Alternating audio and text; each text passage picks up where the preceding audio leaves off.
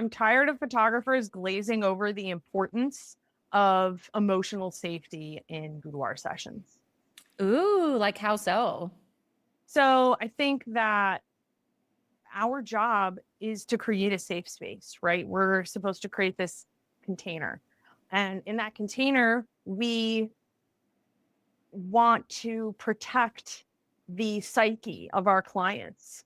And I think that our language and our intention for the session really matters. And that is something that I have been saying for years. And that really looks like being able to be vulnerable with our clients and also holding space for them to be vulnerable with us. And it looks like boundaries in sessions and having open discussions with our clients that sound like, hey, what do your boundaries look like? You know, not every client is going to come into the studio and want to shoot full nude. I mean, obviously, that's the hope that they would feel so comfortable in themselves that they reach this heightened state of, let's do it, you know, like that's always the goal. But sometimes that's not what the client wants. And it's so important that we respect that and guide them gently. Do you know what I mean? Hmm. Oh, agreed. Absolutely. It's kind of a fine line. Like it could be a little tricky because on the one hand, it's usually up to us to empower them, to encourage them to go out of their comfort zone and to, maybe offer an idea we have or something that's like, hey, what if we tried this? Like, I think that's the line that we have to walk very carefully because on the one hand, they're usually not going to bring up to us, hey, I would like to do fine art nude in my session today, or I would like to wear this thing. Usually they're not going to say it. Usually they're expecting us to lead them through the experience and suggest that for them. And on the other hand, there's also we don't want them to feel like they have to, or that we're like being coerced or pushed too hard, right? Right. Like that is a sensitive thing to, and I think it's something that we do need to talk about. I, for one, am very upfront with my clients, and that's been a skill I've had to develop because I still remember an engagement session back when I did weddings, 15 years ago, 10 years ago. I still remember this engagement session I had with my clients where I was so shy, I was so timid, I was so modest, I was such a people pleaser that during this engagement session, the guy's fly was down the entire time and I didn't have the guts to like point that out. I purposely shot and posed the whole session to avoid showing it, like the whole Wow. session, because I couldn't just be like, hey man, XYZ, like I couldn't just, whereas now I would just say it. Like, and so I've just had to learn like, but I think people are relieved when you're upfront with them. They're glad that you brought it up because they kind of want you to. And it's like, and it makes them, I remember the first time I did fine art nude, like really intentionally with like one of my muses, my sister, who I've photographed since the beginning of everything, so many times. And she's been my muse before I know what that word was. And I remember I did like a fine art nude session with her after doing like an actual fine art nude workshop and learning more, more around it and the intentionality behind it.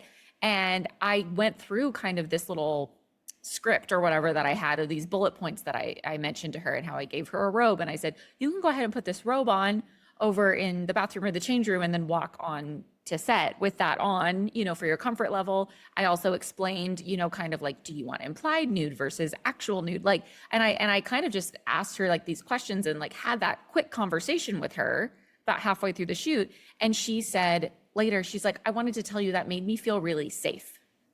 Yep. And it's like, it's so much more like they're probably still going to do those fine art nude portraits but at the end of the day, like you said, we have this container and we have this responsibility and we need to make sure they feel safe to either say, it's just as important for them to say, yes, I do want to go for this super out of my comfort zone photo or set as it is for them to be like, actually, no. And they need to know that they can say yes or no to you. And I think that that's really important. And again, that's up to us to lead that and set that precedent and say, hey, I'm going to come up with some ideas today for your shoot. And it's my job to listen to you and what you're saying. And if you're kind of hesitating or, it's my job to help kind of to push you out of your comfort zone a little bit during the shoot. But if there's ever something that you want to say no to, like I'm going to suggest it for you because I want you to get the most out of this you can. However, if you're not feeling something or you say, yeah, I'll do that, and then 5 minutes later you change your mind, tell me. because, and then they're just like, yeah. And I feel like that really diffuses a lot at the beginning of the session. Like, I'm going to be honest with you. I need you to be honest with me. And Yeah. oh, what if your client says they're comfortable with something and then they end up not being? Well, first of all, they probably won't then choose and buy those images. That's another reason why I'm really big on, I do immediate reveals with my clients, and they choose the like I choose the photos with them. They see every single photo. And that's a really important part of the process for me, because I'm not just like passively sending them a gallery later and maybe they'll be like, oh gosh, I wish these Right. images had never even made it off my photographer's computer. Right. Whereas if they're in that instant reveal with me, if they made it through the end of that reveal and they chosen those photos, then we can talk, then I know like, yeah, they did want them. And then I can say, do I have permission to now share this? Like whatever, I could continue that conversation. Right. But that's why I'm a big believer in like being with them through the entire process, because yeah, maybe they did do those fine art nudes, but then every once in a while that person never even chooses and buys any. And I'm like, okay, well, they tried it, but they decided that was not for them today, and that's fine. And they're not stuck with that in their album forever if that's not what they were ready for, Yeah. And I want to go back to what you were saying before. You've created this safe space for them. And it's twofold. You've created emotional safe space and you've created a physical safe space, right? And that's where I think the real magic happens. But then also there is this other thing that sometimes happens. And that is that these clients are vulnerable, and then they are essentially like exploited in their vulnerability. And so that's something that I also think is important to talk about, because that's something that we want to avoid, know? Can you give an example of like a time you've seen this or experienced this, or like, is there like when you say them being exploited, do you think that's just happening like just a lot throughout the industry? Or I think it can happen sometimes in portfolio piece creation. And I think it can happen sometimes in a regular client session, where a photographer who might not be experienced might say, oh, I really want to shoot these nudes. I really, really want to shoot these nudes. The light is perfect. Her makeup is amazing. And that photographer is pushing for those nudes. And they might not realize that they're pressuring a client who's not ready. Yeah. So that's something that I think that we want to avoid. In creating these safe spaces, we want to always have a running conversation throughout the session of consent. And hey, how are you feeling about this? Hey, I think this would be really awesome. But if you don't feel 100%, if it's not a full body yes, we're not going to do it. Yeah, absolutely. So this is my idea. Are you in, or can we maybe modify it to make you feel more comfortable? Absolutely. And that's what you're saying. Conversation is so powerful. And that's where, so you bring up exploitation, which I think is so important. And that's actually like, I did this whole workshop, like multi-day workshop for PPA last year that they filmed, and that's available on PhotoVision. So you can watch that. And can we link it here, or is it only available on PhotoVision? It's available to PhotoVision, but there's also like a couple 30-minute chunks of it just on YouTube. So anyone can watch. I will link it.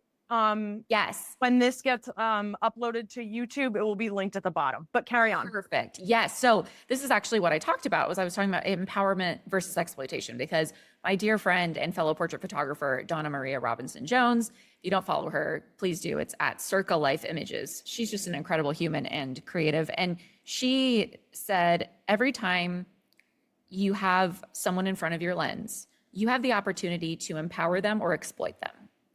And I love that. Yes, right. I love that sentiment, because I think it's easy, especially when we talk about boudoir or intimate portraiture, to think like, oh, it's exploitation. We think about it in that way, like exploitation of women looking in their bra and underwear and like the male gaze and whatever. And yes, that is one form of exploitation, but it's also exploitation when you, the photographer, are just so concerned about building your portfolio that you will just ask, like, not even consider this other person as a human being, whether it's at a photo bay, at a conference, which that happens. We could talk all day about that. Photo bay. We've run those. Gosh.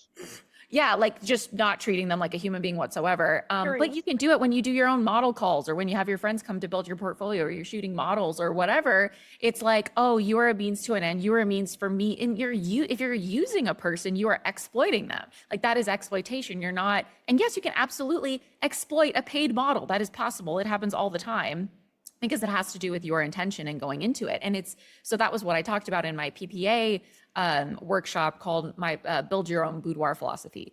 Was I was talking about like every time someone's in front of your camera, you have the opportunity to do this to them or do this with them.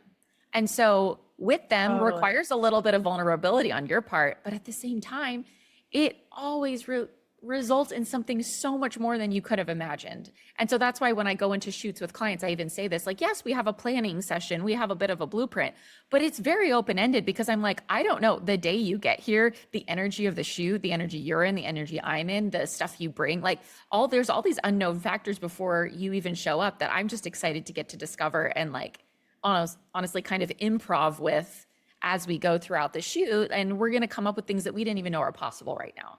And so like there's that element too. And that happens when you are creating with someone, not Right. So putting something on them. Sorry, that is literally ethical direction, right? And creating Yes. that client trust. So talk a little bit more about that. Oh, ethical direction. Yes. And it's treating your subject as a human, which sounds kind of like I think every photographer in the world would be like, well, yes, of course I see them as a human, but it's so easy not to. And I think one of the biggest examples I see of that, like it's just kind of one extreme example, like in the photo bay. So if you're unfamiliar, it's like at a photography conference or a workshop where there's a model there and the photographers are kind of lining up to get their few minutes or their 20 minutes or whatever with the model. And they're like, and it's just, I've done this now a couple years at conferences. I've led these photo bays and it's fascinating to see, over days and days, all these people who come in and it's just, you see these different intentions photographers have, it'll be boiled down into their 3 minutes with the model.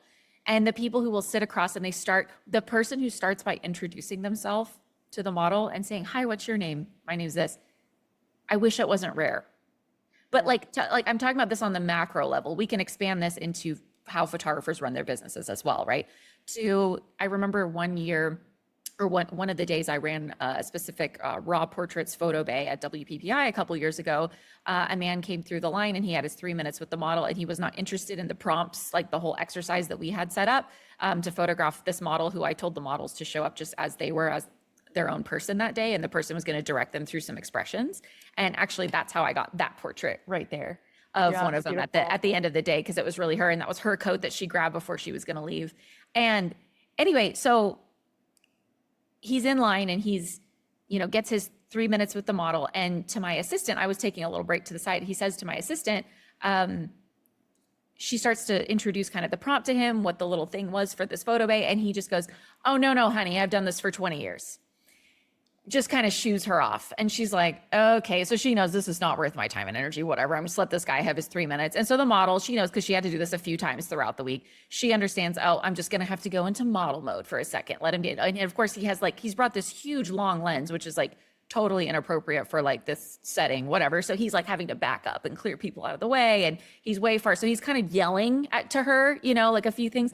And he's like, oh yeah, give me a little more of that. Give me a little more of that. Yeah, that's great. Yeah. And I just was hearing his language, give me this, give me that, give me. And it's a very common, especially more old fashioned, like photo shoot type language. Give me this, not let's create something together, right? Mm-hmm. And that's the heart. But it's possible for all of us to come into a shoot with that energy. And so anyway, he walked away when he was finished. And I was like, I hadn't heard what he'd said to my assistant. And she walks up and tells me what he said. And I said, wow, 20 years. And he still doesn't know how to connect with a human being on the other end of his camera. Seriously. Fascinating. And so, yeah, this is another way that like you as a photographer will be set apart in your city, in your genre, in your whatever, like the way you personally interact with your clients as your real self. Not only does it give them permission to show up that way, but it also creates something that it's not able to be copied and pasted by everyone around you. And yet the reason, why don't photographers do it then if it's so powerful? right? I think they don't do it because it requires a little vulnerability on our part, and it requires us to get into creation and play and fun and, and so I don't think it's, and I do not, I will never say, oh, it's how women photograph versus how men photograph boudoir. It's not true, because one No. of our guests we're going to have soon is one of my favorite male boudoir and fine art nude photographers, and so it's like, it doesn't matter what gender you are. It doesn't matter your sexual preference. None of that matters. It's what is the way you're showing up to this? Is it all about you, or is it really about this thing that you're co-creating with someone else? Yeah, I would agree with that. And I think it's really, when people have this conversation, they'll say, well, like, what are some of the things that you say to clients, or how do you speak with clients? And honestly, it's so much more nuanced than that. Every Yeah. situation is different. Every client is different, and they're going to need to hear something different.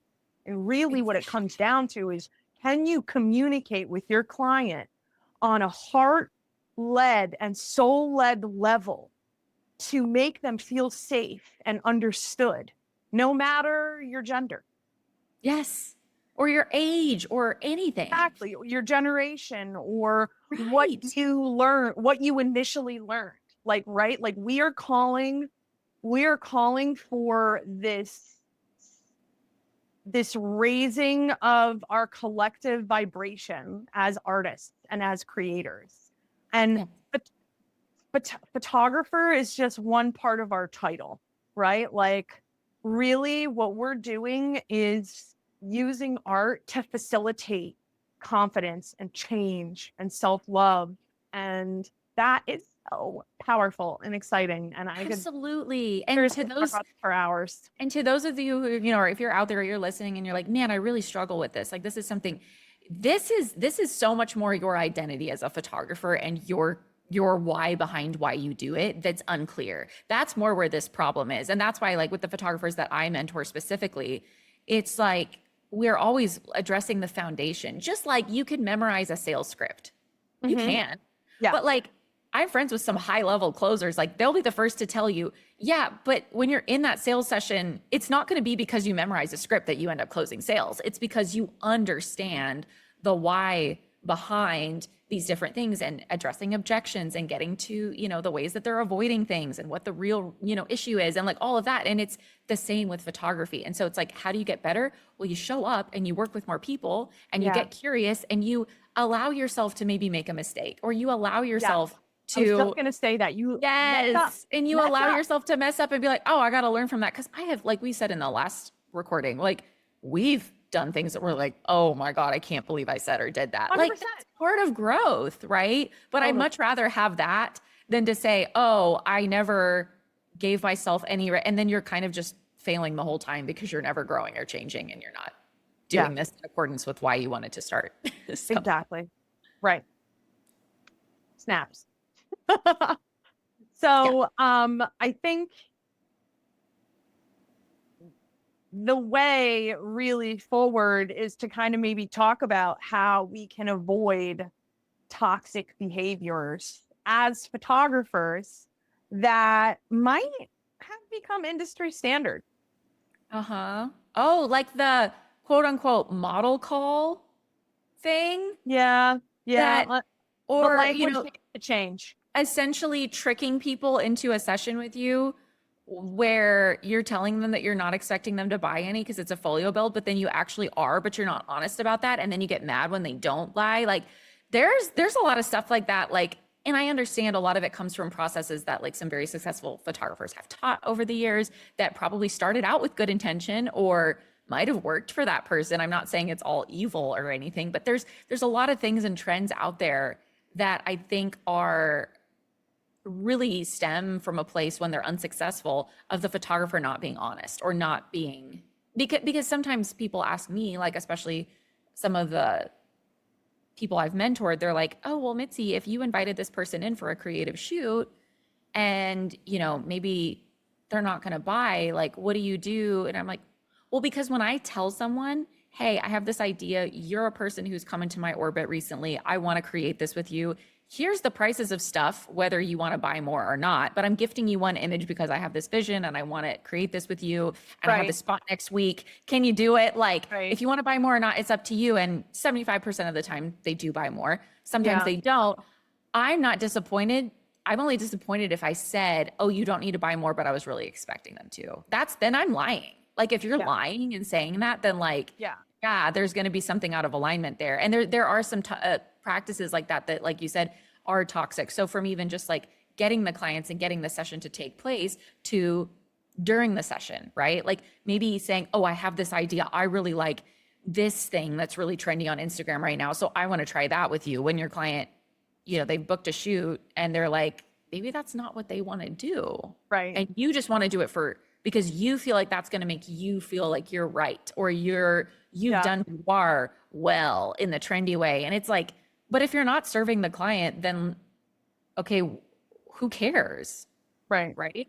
Yeah. And I like what you said before about saying like, you know, I have this concept, you know, I'll comp you the entire session fee and I'll give you a free image.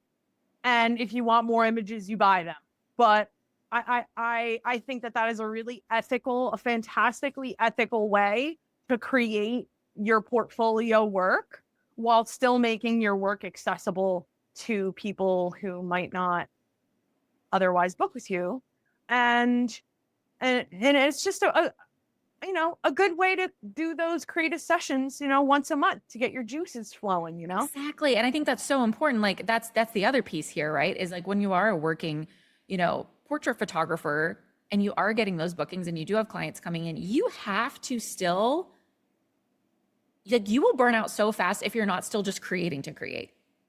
You will burn out so fast. And I implemented in my own business strategy like a few years ago. I was like, okay, once a month, it's a creative shoot. There is no expectation of payment, right? Because that does change things, right? Yeah. But I also say, okay, if I'm comping your session fee in one image, like we're doing at least one set that is completely whatever idea I have. And you've got to be on board with that before you even say yes and look at the date, right? And they're like, okay, yeah, like there's a difference between that. And then, but usually I'm doing that thing and then those end up being like their favorite photos because they never even conceived them. But right, because it's like it all comes like from creating like the way you want to create. And that is the most magnetic energy, I think. So good. Have, right. And it's so like good.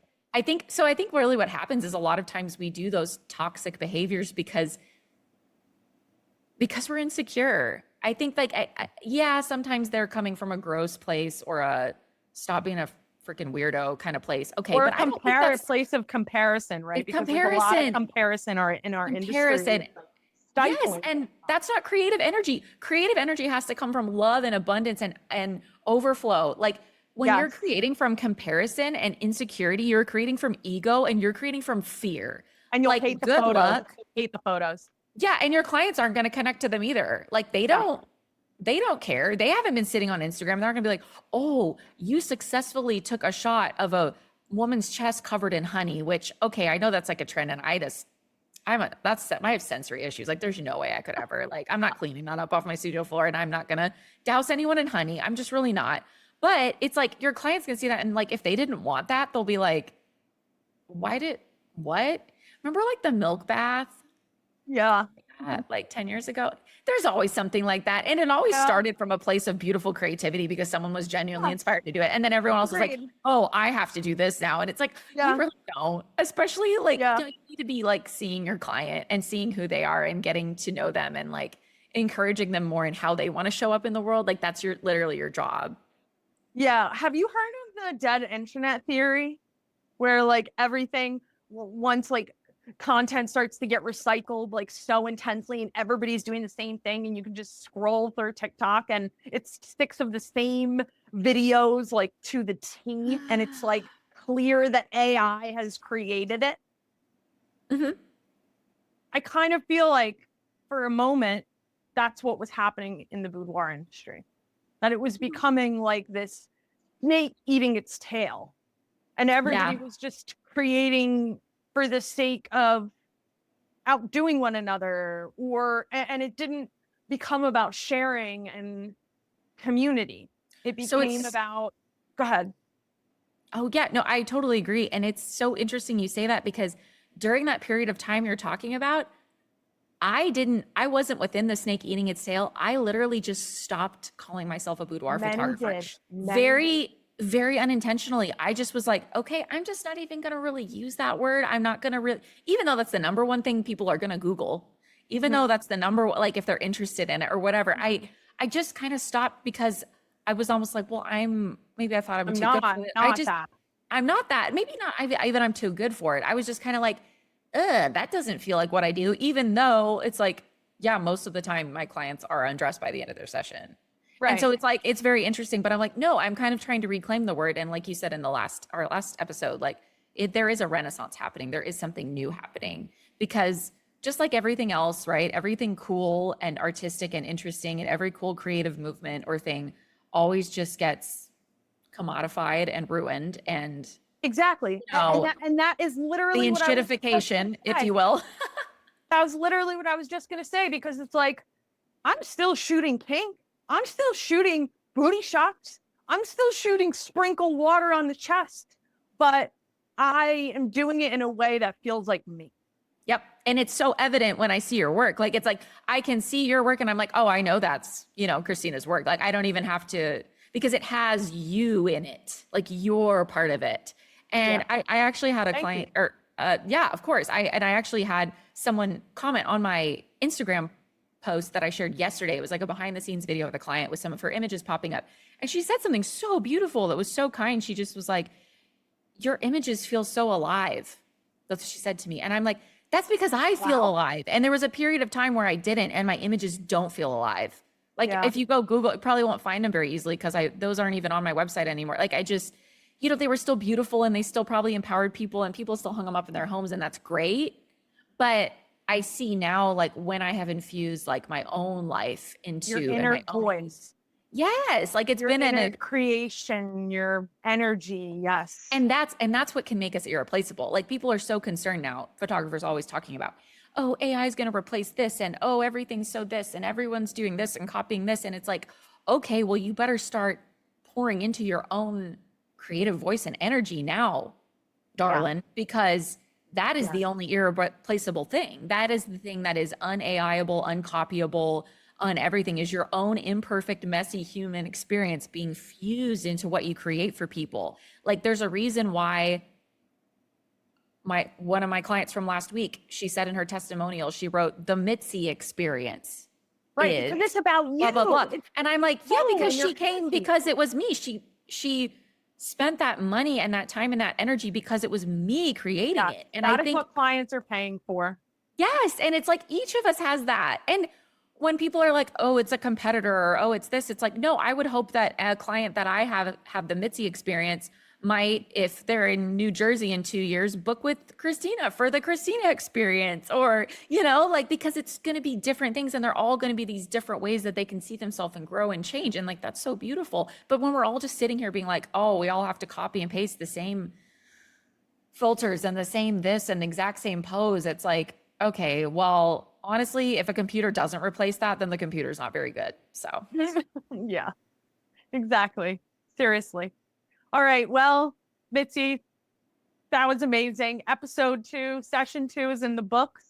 Amazing. I can't wait for the next one. Conversation with you. I literally could probably sit on your couch and talk to you about this for hours and hours and hours and never run out of stuff to say. Truly, the second topic we covered in this podcast, I literally have a 2-day workshop on for PPA. So we'll link that. We will definitely link that. And I look forward to talking with you again at our next session. And that is going to be our episode 3. And we're going to talk about the feminine gaze, which is like my favorite subject of all time. So we'll talk soon. Okay. Okay. Thank you.